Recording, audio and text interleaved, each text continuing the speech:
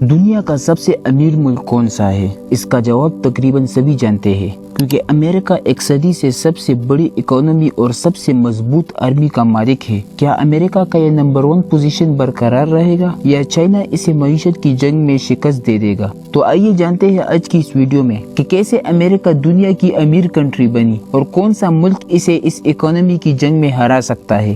We have the strongest economy in the world. We have the most productive workers in the world. And given a fair shot, given a fair chance, Americans have never, ever, ever, ever let their country down.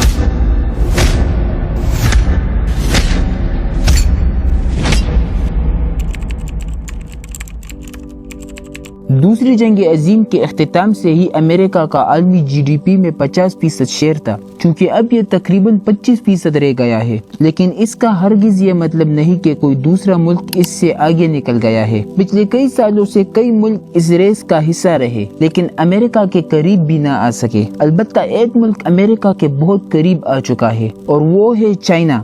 اس وقت امریکہ کی economy کا size تقریباً 28 trillion ہو چکا ہے، جبکہ China کی economy کا size 18.5 trillion تک پہنچ چکا ہے۔ جب کووڈ کی وبا نے دنیا کو اپنی لپیٹ میں لے رکھا تھا تو اس وقت یوکے کے ایک ادارے centre for economics and business research نے ایک پریڈکشن کی تھی کہ چائنا 2028 میں دنیا کی سب سے بڑی اکانومی بن جائے گا، لیکن اب اس ادارے نے اپنی پیش گوئی کو غلط قرار دے کر کہا ہے کہ اب چائنا 2036 تک دنیا کی نمبر 1 اکانومی بن سکتا ہے۔ لیکن چائنا نے ایک چیز میں امریکہ کو کئی سال پہلے ہی پیچھے چھوڑ دیا ہے، اور وہ ہے پی پی پی یعنی پرچیسنگ پاور پیریٹی۔ اس کا مطلب آسانی سے اس طرح سمجھا جا سکتا ہے کہ اگر آپ کے پاس $10 ہے اور آپ امریکہ میں ہے تو آپ ان $10 سے ایک برگر خرید سکتے ہیں، اور اگر آپ چائنا میں ہے تو آپ ان $10 سے 2 برگر خرید سکتے ہیں۔ چائنا کی معاشی ترقی کو روکنے کی باتیں تو بہت چل رہی تھی، لیکن اس کا باقاعدہ اعلان 6 جولائی 2018 کو صدر ڈونلڈ ٹرمپ نے کیا اور چائنا کی مصنوعات امریکہ میں لانے پر ٹیکسز 50% تک بڑھا دیے۔ صدر ٹرمپ نے معاشی جنگ شروع کرتے ہوئے کہا تھا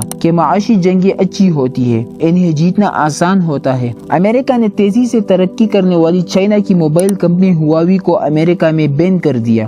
ہواوی تو اب بھی موجود ہے، لیکن اب اس کی اٹھان وہ نہیں رہی جو چند سال پہلے تک تھی۔ پھر ٹک ٹاک کی باری آئی، لیکن ٹک ٹاک کے ساتھ وہ کچھ نہ ہو سکا جو ہواوی کے ساتھ ہوا۔ چائنا تقریباً کئی سالوں سے اینولی 10% سے ترقی کر رہا ہے۔ یہ وہ وقت تھا جب امریکہ افغانستان اور عراق میں جنگیں لڑنے میں مصروف تھا۔ چونکہ اب چائنا کی اینول ترقی 5% تک آ پہنچی ہے، لیکن یہ بھی ایک حقیقت ہے کہ ایک ملک کا 5% سے ترقی کرنا جبکہ اس کی جی ڈی پی 18 ٹریلین تک پہنچ چکی ہو کوئی معمولی بات نہیں، جبکہ امریکہ سمیت ترقی یافتہ ممالک کی ترقی کی شرح 3% سے زیادہ نہیں ہے۔ ایک اکنامک تھیوری کے مطابق اگر ایک ملک کی اکانومی 7% سالانہ کی شرح سے ترقی کر رہی ہو تو اگلے 10 سالوں میں اس کی اکانومی کا سائز ڈبل ہو جاتا ہے، یعنی 10 ٹریلین کی اکانومی 20 ٹریلین کی ہو جاتی ہے۔ لیکن امریکہ کو ایک ایڈوانٹیج حاصل ہے اور وہ ہے ڈالر۔ ڈالر دنیا بھر کی ریزرو کرنسی ہے اور دنیا بھر میں تجارت ڈالر پر ہی ہوتا ہے۔ چائنا بھی دنیا بھر میں تجارت ڈالر پر ہی کرتا ہے اور چائنا کے پاس $3.2 ٹریلین